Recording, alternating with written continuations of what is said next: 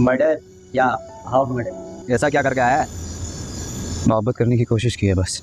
बेटी है मेरी। कोशिश करने में 100% ये करवा दी।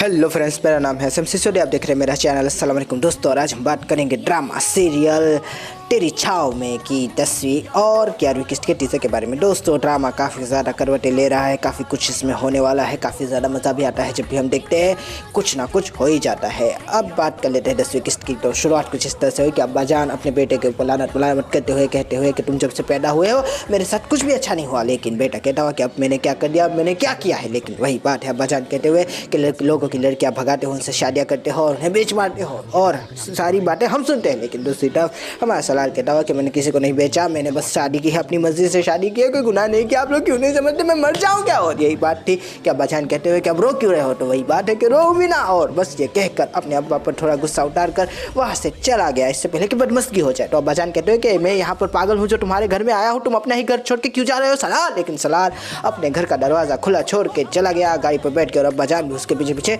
चले गए। एक तरफ घर का दरवाज़ा खुला हुआ था और वदीमा बेचारी अंदर अकेली थी, और बाजू में भूखे भेड़िया उसके ऊपर जो है तड़प मारने के लिए तैयार थे। तो मेरे दिल के अंदर अजीब अजीब वसवसे आ रहे थे। मैं चाहता था कि कुछ ऐसा हो जाए कि वदीमा के पास कोई ना कोई तो हो जाए। और वही बात हुई कि हमारा प्यारा फर्स्ट कज़न अपनी वदीमा के पास आया और उसको धमकाने आया था, और मैं ये चाहता था कि वो धमकाता रहे जब तक कि सलाह ना आ जाए। मैं नहीं चाहता था कि वो वहाँ से दूर जाए, क्योंकि अगर वो वहाँ से निकलेगा तो हमारे प्यारे से भूखे भेड़िए वहाँ पर आ जाएंगे बाजी भाई के भेजे हुए। लेकिन वही बात है कि हमारा प्यारा सा फर्स्ट कज़न वहाँ पर आकर हमारी वदीमा को धमकाने लगा, और वदीमा की तो उसको देखकर सिटी बिट्टी गुम हो गई थी। बोलना चाहती थी लेकिन बोल नहीं पा रही थी, कहना चाहती थी लेकिन कह नहीं पा रही थी। आंखें फटी की फटी और सांसें थमी हुई, और मुंह पे बार बार जो है अजीबो गरीब, मतलब कि वो कहते हैं ना, तासुरात आते हुए ऐसा लग रहा था कि रोना चाहती है लेकिन रो नहीं पा रही। खौफनाक है उसकी पूरी की पूरी वो क्या कहते हैं उसको जिसामत। लेकिन तभी हमारा प्यारा सा नया सा भोला सा बड़ा सा फर्स्ट कज़न बोलता है कि मेरे तुम्हारी ये जो चीज़ है ना, ये जो अदा है वो मुझे बहुत भा गई है। मुझे यही तो पसंद है कि जब भी तुम अपने आसपास मुझे देखती हो तो डर जाती हो, कोमा में चली जाती हो, लकवा मार जाता है तुम्हें। बोलना चाहती हो लेकिन बोल नहीं पाती। तुम्हारे साथ तो कोई कुछ भी करके चला जा सकता है। वदीमा, थोड़ा खुद को ग्रूम करो। लेकिन दूसरी तरफ वदीमा जो है बेचारी रोती हुई कहती हुई कि कुछ बोल ही तो नहीं पा रही थी बेचारी डर के मारे। लेकिन तो सिर्फ फर्स्ट कज़न सब कुछ बोल गया, कहने लगा कि मैं तुमसे शादी करूंगा, तुम सलार को छोड़ दो, बस ये बात है। और देखो इतना प्यार से समझा रहा हूँ, मेरी बात मान लो, मुझसे डरने की ज़रूरत नहीं है, मुझे जो है समझने की कोशिश करो। लेकिन वदीमा बेचारी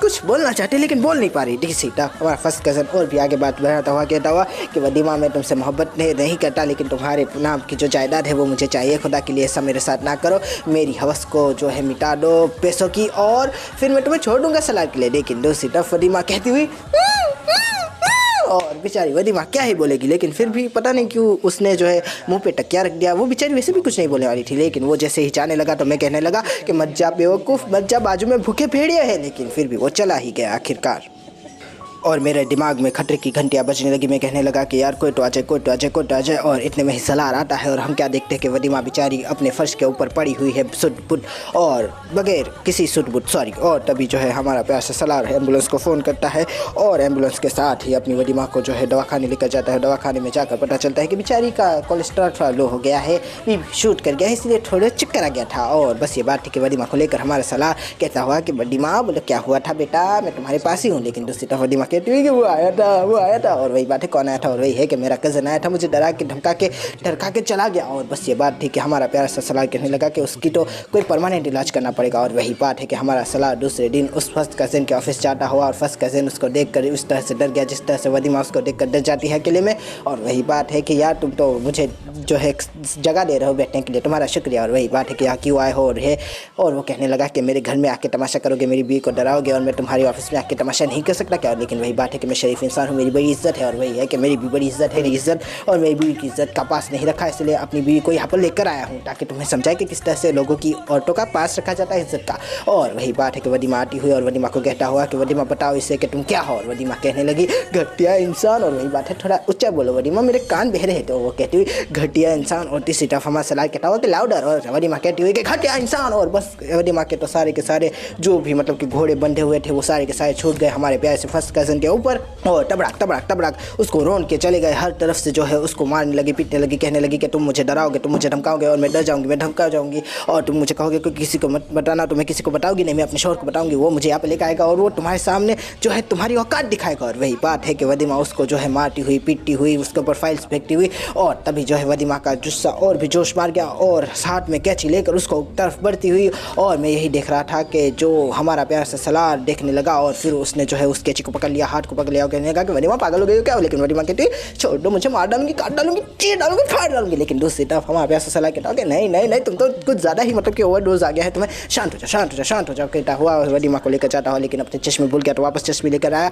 लेकिन तभी वदीमा वापस आई, वापस से उसको जो है मार दिया, पीट दिया। और वही बात है कि हमारा प्यारा सा फर्स्ट कज़न किसी को ऑफिस में मुंह दिखाने के लायक। दूसरी तरफ हम देख रहे हैं कि माजिद भाई अपने गुंडों से कहते हुए कि ये तुम लोग क्या कर रहे हो, ऐसे करोगे तो मल्टी टारगेट किस तरह से अजीब होगा। लेकिन वही बात है कि गुंडे कहते हुए कि सर हम क्या करें, वो लट्टू की तरह उसके आगे पीछे घूमता है, हम उसको किडनैप करना चाहते हैं लेकिन कैसे करें, घर के अंदर कोई ना कोई आ ही जाता है देर सवेर, बड़ा ही मतलब कि किस्मत अच्छी है लड़की की। लेकिन दूसरी तरफ माजिद भाई कहते हुए कि उसकी किस्मत नहीं, मेरी किस्मत फूटी हुई है, तुम्हारा काम ठीक नहीं है, तुम जो है काम ठीक से नहीं करते। और वही बात है कि मन के टारगेट अचीव करना है तो जल्द से जल्द उसको किडनैप करना पड़ेगा, वरना क्लाइंट नाराज़ हो जाएगा, काफ़ी पैसे मिले हैं उसके। और वही बात है कि हमारे पैसे माजिद भाई को हमारा पैसा गुंडा कहता हुआ कि आप टेंशन ना ले, दोनों लड़कियों को एक ही दिन एक ही साथ उसको जो है डिलीवर कर देंगे। लेकिन हमारे माजिद भाई कहते हुए कि सब चीज़ें मत करो, पहली लड़की को ठिकाने लगा फिर दूसरी को लेगा ना, पहले से ही जो है मामला तंग है। लेकिन हमारा प्यारा सा गुंडा अपनी लड़की को लेकर आता हुआ, लेकिन तभी लड़की ने चीख मारी तो दूसरा कहता हुआ कि इसके मुंह में कपड़ा धुसो। लेकिन तभी हमें पता चलता है कि हमारी वदीमा ने वो चीख सुन ली और गुलाटी मार के बैठ गए और कहने लगी अपने सलार से कि सलार मुझे डर लग रहा है, जाओ जाओ बाहर, किसी के चीखने की आवाज़ आ रही है। लेकिन सलार कहता हुआ कि मुझे सुबह ऑफिस जाना है, वकील के पास भी जाना है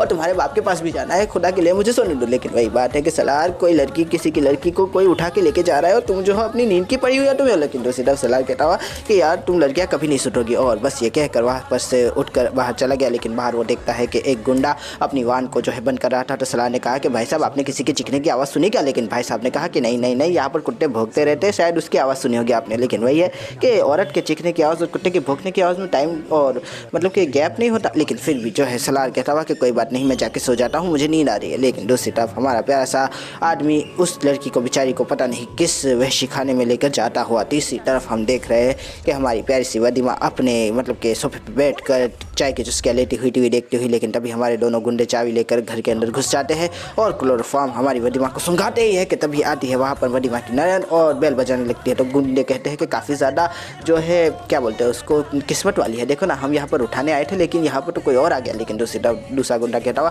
कि कुछ ना कुछ तो करना पड़ेगा, एक तरफ मोबाइल भी बज रहा है, एक तरफ टेलीफोन भी बज रहा है और एक तरफ हमारी प्यारी सी रिंग बेल भी बज रही है, अब क्या करें। और वही बात है कि एक ही तो एग्जिट है इस घर के अंदर, माजिद भाई ने एग्जिट भी नहीं बनाया दूसरा, तो क्या करें। तो वही बात है कि इसको जो है रख देते हैं और जैसे ही वो अंदर आएगी तो हम बाहर से पीछे से चले जाएंगे। और बस ये कहकर वहाँ से चले गए और सोचते हुए कि इसी तरह से किस तरह से हम मंथली टारगेट को अचीव करेंगे, ये वदीमा हाथ में ही नहीं आ रही है। अब बात कर लेते हैं हमारी प्यारी सी नंद जो ऐसे ही घर के अंदर आई तो देखने लगी कि उसकी भाभी तो सो रही है। तो अपने प्यारे से सलार भाई को फ़ोन कर दिया। भाई ने कहा कि ऐसे कैसे सो रही है, ये कोई सोने का वक्त है क्या? लेकिन वही बात है कि हमारी नंद कहती हुई कि मुझे नहीं पता, आप खुद ही आके पूछ लीजिएगा। दूसरी तरफ सलार जो है एक अजीब व गरीब बिल्डिंग के अंदर जाता हुआ कहता हुआ कि एक मतलब कि फला वकील का एड्रेस चाहिए। लेकिन इंसान हंस दिया और वो क्यों हंस रहा था वो भी हमें पता चल गया। जैसे ही वकील के सामने हमारा सलार पेश हुआ तो उसको लगा कि ये वकील नहीं, ये तो कोई बूढ़ा बाबा है, ना ही उसको सुनाई देता है ना ही दिखाई देता है और वदीमा की जगह वदीना लिखता है। और यही बात थी कि हमारा सलार को टेंशन आ गई और अपने माजिद भाई को फ़ोन कर दिया। कहा कि माजिद भाई मुझे ये समझ नहीं आ रहा, लेकिन वही है कि बड़ा सीनियर वकील है और वही है कि काफ़ी ज़्यादा ही सीनियर नहीं है, क्या ना सुनाई देता है ना बोलने में उसको कोई मतलब कि झटा है, ना ही उसको समझने में कोई मतलब कि मुझे ठीक लगता है वो। तीसरी तरफ हमारे पैसे माजिद भाई कहते हुए कि एक पेशी भुगतने देते हैं, बाद में पता चल जाएगा। लेकिन तीसरी तरफ हमारा माजिद भाई दूसरी तरफ अपने ख़ानदानी और वो क्या बोलते हैं उसको पुश्तैनी काम को आगे बढ़ाता हुआ सोचता हुआ कि किसी भी तरह से वदीमा को जो है उठाने की कोशिश तो करनी ही पड़ेगी, आज नहीं तो कल। बड़ी मुश्किल हो रही है मल्टी टारगेट अचीव करने में। तीसरी तरफ हमारा प्यारा सा जो सलार है वो वदीमा के पास आता है और वदीमा को कहता हो कि वदीमा मैं आया, कैसी हो तुम? लेकिन वदीमा जो है बेचारी रोती हुई कहती हुई कि सलार किसी ने मुझे जो है सुला दिया था। और वही बात है कि तुम्हें कौन सुला सकता है वदीमा? और वही है कि हाँ किसी ने तो सुला दिया था, मैं जो है टीवी देख रही थी, चाय की चुस्कियाँ ले रही थी, लेकिन तभी मुझे किसी ने सुला दिया। और बस ये बात थी कि सलार को टेंशन हो गई। सलार कहने लगा कि ये तो ठीक बात नहीं है और बस ये बात सोच कर सलार अंदर ही अंदर टेंशन लेने लगा और माजिद भाई और अपने दोस्त के पास पहुंच गया। कहने लगा कि मेरे ही घर में मेरी ही बीवी के ऊपर कोई क्लोरोफॉर्म कैसे सूंघा सकता है, ये किस तरह से हो गया। लेकिन माजिद भाई कहते हैं कि ऐसी वैसी कोई बात नहीं है, बाजू वाले लोग तो बड़े अच्छे हैं, नाइस पीपल है, मेरे किए मुताबिक ही काम करते हैं। लेकिन दूसरी तरफ हमारे पास सलाह कहता हो कि बाजू वालों की बात नहीं करा, मैं अपने ससुरालियों की बात कर रहा हूँ। मुझे लगता है कि उसका फर्स्ट कज़न आया होगा, वही होगा हरामखोर। लेकिन वही है कि मैं उसके ऊपर जो है केस करूँगा, उसको जो है हवालात में डलवाऊंगा। लेकिन हमारे माजिद भाई कहते हुए कि ऐसा मत करना वरना मेरा भांडा फूट जाएगा। और वही बात है कि आपका भांडा कैसे फूटेगा माजिद भाई। लेकिन वही बात है कि कोई भांडा नहीं है, मैं तो है ना लड़कियों की तस्करी करता हूँ, तुम्हारी बीवी पे मेरी नज़र है। मैं तो बस ऐसे ही कह रहा था, मैं तो बस ये कह रहा था कि थोड़ा इंतजार कर लो, अभी तो पुलिस को जो है मौका चाहिए, पुलिस हमारे खिलाफ है, तुम ये भूल रहे हो क्या। लेकिन दूसरी तरफ हमारा पैसा सलाह कहता हूँ तो फिर मैं क्या करूँ, मैं मर जाऊँ, मैं अपनी बीवी की हिफाजत ना करूँ, मैं उसके बारे में सोचूँ भी ना। लेकिन वही बात है कि माजिद भाई कहते हुए कि अभी जो है टेंशन मत लो, बाद में कुछ कर लेंगे, बाद में कुछ सोच लेंगे। और बस यहाँ पर जो है ड्रामा ख़त्म हो गया। और आगे की किस्त की हम बात करें तो आगे की किस्त की यही बात हुई कि हमारे प्यारे से माजिद भाई जो है अपने गुंडों को समझाते हुए बताते हुए कि अभी जो है उसके ऊपर केस चल रहा है, अभी जो है लड़की को किडनैप करेंगे तो सारा का सारा इल्ज़ाम उस पर आ जाएगा, हम लोग बाइज्जत बरी हो जाएंगे। और लड़के भी कहते हुए कि कोई बात नहीं है, जैसे ही कोर्ट की दहलीज पार करेगी हम उसको उठाएंगे। और दूसरी तरफ कोर्ट भी कहती हुई कि बेटा तुम जो अपने बाप के पास रहो, बेटे के पास तुम्हें किडनैप करना बड़ा मुश्किल हो रहा है, तो इसीलिए बेटे को बाप के पास शिफ्ट कर दिया और बाप के पास से जो है हमारे प्यार से गुंडों से आसानी से उठा भी लेंगे। तीसरी तरफ हम देख रहे हैं कि हमारे प्यार से सलाह को जैसे ही पता चला कि उसकी हीरोइन को कोई उठा के ले गया तो अपने प्यार से फर्स्ट कज़न के पास आता हुआ और उसको मारता हुआ पीटता हुआ उसका बाप कहता हुआ कि ये क्या बकवास कर रहे हो तुम और ये क्या हरकत है। लेकिन वही बात है कि मेरा दिमाग ख़राब है, अभी जान ले लूँगा, किसी की खून का प्यासा हूँ मैं, मेरी बीवी कहाँ है बताओ मुझे। और बस यहाँ पर ड्रामा ख़त्म हो गया। आशा करता हूँ आपको ये रिव्यू पसंद आएगा,